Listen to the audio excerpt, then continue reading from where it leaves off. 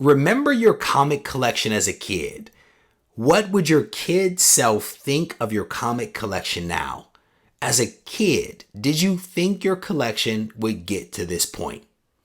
So those are just some of the questions that were posed to me recently by Trainwreck 2020. If you want to know the answers, stay tuned to the video.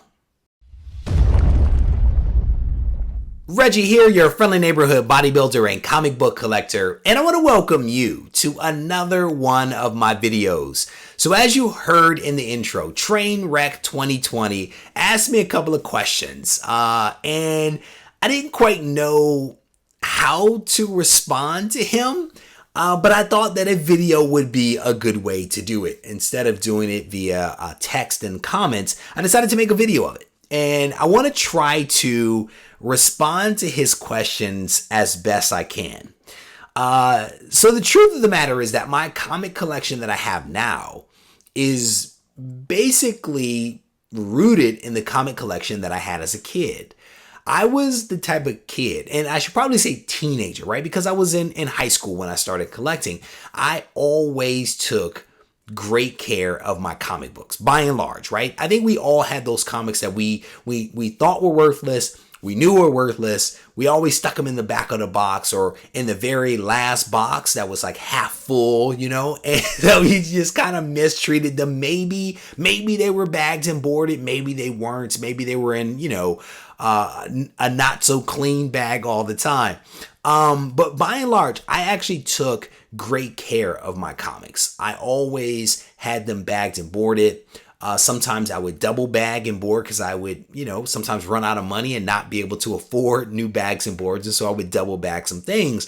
But in general, I took care of my collection. And many of the books that are still in my possession now were the exact same books that I had in the 90s. Some of those books actually hang on the walls in this room right now because, again, I took such great care of them. And I was a little bit of a different child, if you will, at least when it came to my comics. My room was never clean, but my comics were always well organized, and I used to spend my own money on my comics. And so I didn't just want to throw my money away, so I tried to take care of them as best I could. And they were stored in my parents' basements for a long period of time until I had a house and they were actually in driving distance, and decided that the comics should actually go with the person that actually owned them. And they drove them to me and they dumped them off with a bunch of other stuff that I had stored in their basement.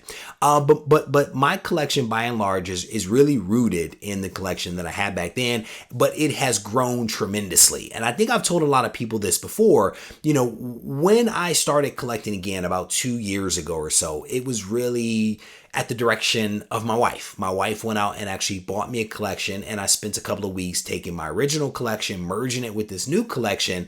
And after that time, I was back into the hobby, and I was back into it with a vengeance. So the question around whether whether this collection that I have now exceeds my wildest dreams, the answer would probably be yes. As a kid, you look at Wizard and you go to cons and you go to comic shops and you look at the books on the wall, and I never actually envisioned that I would own those books.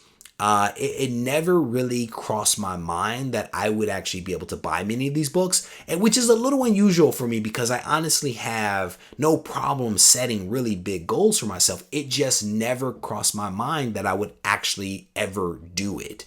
But I think that if the young version of me were looking at my collection right now, I think that young version would be blown away by my collection. As an adult, I am actually blown away by the collection. I am very proud of the way that my collection has grown.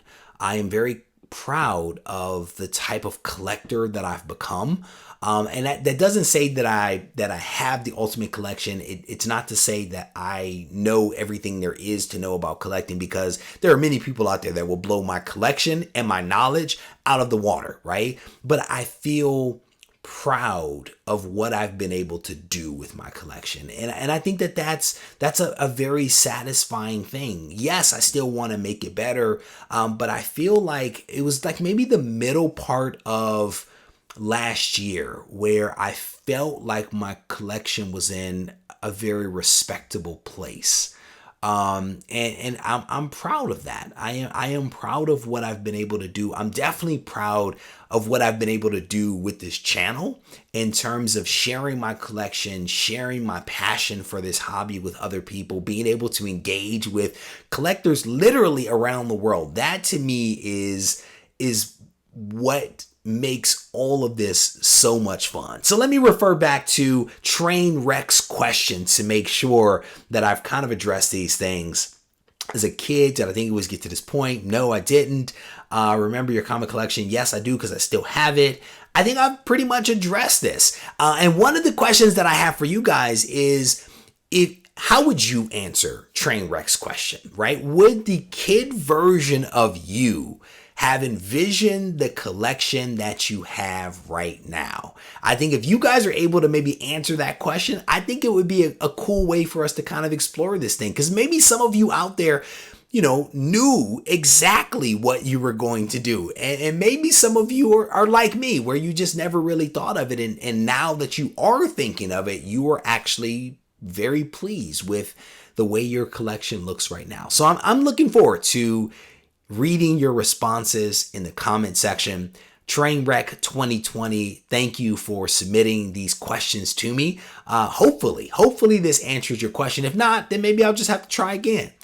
I hope that you guys enjoyed this video. And if you guys need to reach me, feel free to do so at Regie Collects on Instagram and ReggieCollects@gmail.com. Take care.